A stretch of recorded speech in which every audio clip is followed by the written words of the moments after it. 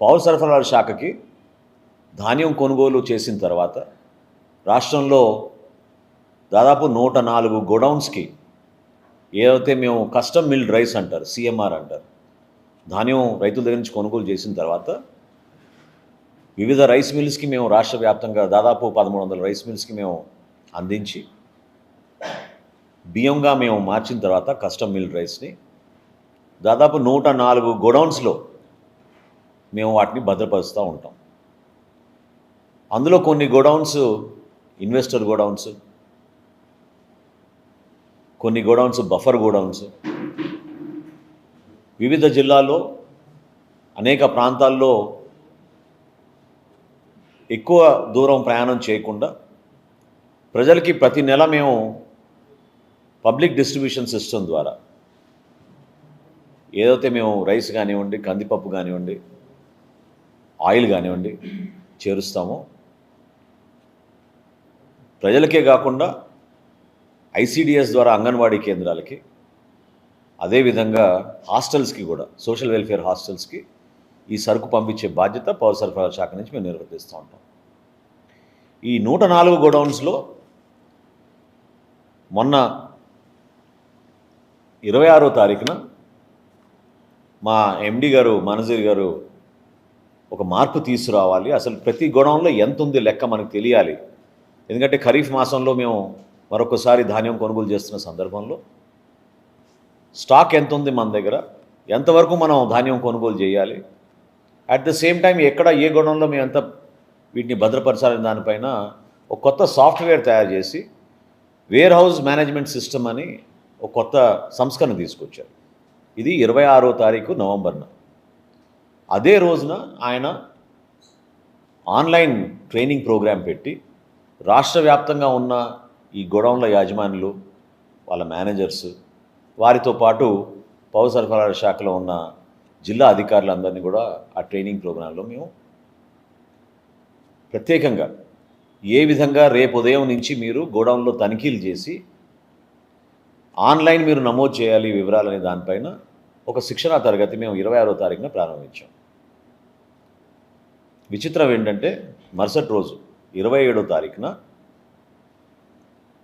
మచిలీపట్నంలో JS godowns అనే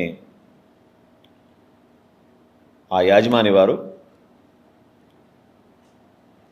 మాకు సడన్గా స్టాక్ కొరత కనపడింది, షార్టేజ్ ఉంది మా స్టాక్లో.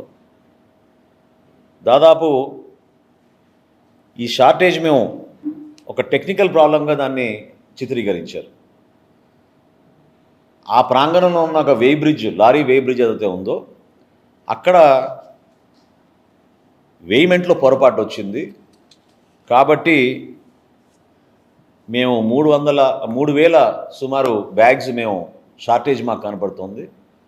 దీన్ని మేము బాధ్యత తీసుకుని ప్రభుత్వం ఏ నిర్ణయిస్తే అది దాన్ని బట్టి మేము తిరిగి చెల్లిస్తామని చెప్పి 27వ తారీఖున జయసుధ గారు లెటర్ రాశారు, జాయింట్ కలెక్టర్ కృష్ణా డిస్ట్రిక్ట్. అయితే గోడౌన్లో స్టాక్స్ ఎంత ఉంది, ఏ విధంగా దీనిపైన మేము సమాచారం తెప్పించుకోవాలనే దానిపైన జాయింట్ కలెక్టర్ గారు వాళ్ళ దగ్గర ఉన్న స్టాక్ రిజిస్టర్స్ని బట్టి, బుక్ బ్యాలెన్స్ని బట్టి ఒక ప్రిలిమినరీ రిపోర్టు మా సివిల్ సప్లైస్ కార్పొరేషన్ ఆఫీస్కి డిసెంబర్ 4వ తారీఖున పంపించడం జరిగింది. అందులో ప్రిలిమినరీగా 185 మెట్రిక్ టన్నులు అంటే సుమారు 3,708 బ్యాగ్స్ బియ్య బస్తాలు షార్టేజ్ వచ్చిందనేది ఒక ప్రిలిమినరీ రిపోర్టుగా వాళ్ళు నిర్ధారించి పంపించారు.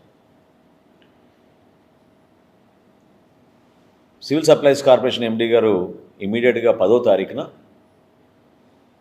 ఇది మిస్అప్రాపరేషన్ జరిగింది కాబట్టి గైడ్లైన్స్ ప్రకారంగా డబుల్ ద పెనాల్టీ వేయాలి, ఇమీడియట్గా ఈ గోడౌన్ని బ్లాక్ లిస్ట్ చేద్దాం, అదేవిధంగా వీళ్ళపైన క్రిమినల్ చర్యలు తీసుకోమని పోలీసులకి ఎఫ్ఐఆర్ కూడా రిజిస్టర్ చేసేటట్టు కంప్లైంట్ ఫైల్ చేయమని ఆయన ఆ రోజు ఆదేశాలు జారీ చేయడం జరిగింది. ఇది డిసెంబర్ 10వ తారీఖున. డబుల్ ద అమౌంట్ అని ఎందుకు అంటున్నానంటే, ఎప్పుడైనా క్షేత్రస్థాయిలో మేము పోయి పరిశీలించినప్పుడు అది పీడిఎస్ రైస్ కానివ్వండి, లేకపోతే గొడౌన్లో షార్టేజ్ ఉన్నా కానివ్వండి, 1 మెట్రిక్ టన్ కన్నా ఎక్కువ ఉంటే ఖచ్చితంగా మాకున్న చట్టం ప్రకారంగా అమౌంట్ని డబుల్ చేసి మేము వాళ్ళ దగ్గర నుంచి ప్రొసీడింగ్స్ ఇష్యూ అయ్యే విధంగా చేస్తాం. సో 10వ తారీఖున మేనేజర్ గారు లెటర్ రాసిన తర్వాత 12వ తారీఖున జాయింట్ కలెక్టర్ గారు ఒక కమిటీని వేశారు. అందులో ఆర్డీఓ గారు, అదేవిధంగా పౌర సరఫరాల శాఖ నుంచి డిస్ట్రిక్ట్ సివిల్ సప్లైస్ మేనేజర్ మరియు లీగల్ మెట్రాలజీ విభాగం నుంచి అసిస్టెంట్ కంట్రోలర్, ఈ ముగ్గురితో ఒక కమిటీ వేసి ఇంకా డీటెయిల్డ్ ఎంక్వైరీ చేసి మీరు రిపోర్ట్ సబ్మిట్ చేయమని 12వ తారీఖున పౌర సరఫరాల శాఖ నుంచి మేము ఇచ్చిన ఆదేశాల మేరకు జిల్లా కలెక్టర్ గారు, జాయింట్ కలెక్టర్ గారు కొత్త టీంని వేసి పంపించారు. ఇది దేనికోసం అంటే రేపటి రోజున రికవరీస్ ఏ విధంగా చేయాలి, పెనాల్టీస్ ఏ విధంగా వీళ్ళపైన వేయాలి, కొంచెం డీటెయిల్గా ఎంక్వైరీ చేయమని మేము కోరడం జరిగింది. 13వ తారీఖున నోటీస్ జారీ చేశారు ఈ యాజమాన్యానికి. 16వ తారీఖున మీ గొడౌన్ ఇన్స్పెక్ట్ చేయబోతున్నాం,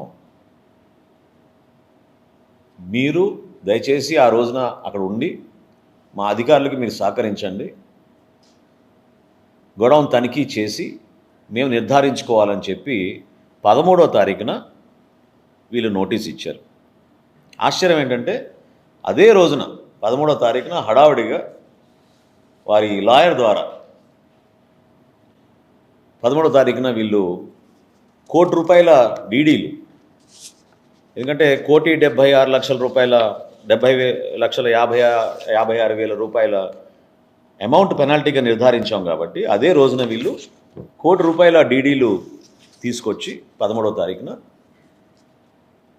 కృష్ణా జిల్లా జాయింట్ కలెక్టర్ గారికి వారి అడ్వకేట్ ద్వారా వాళ్ళు అందించారు. సరే 16వ తారీఖున సిబ్బంది అంతా వెళ్ళారు. దాదాపు గంటన్నర పైన అక్కడ వేచి ఉన్నా కూడా వీళ్ళు ఎవరు రాలేదు, తలాలు కూడా తీయలేదు.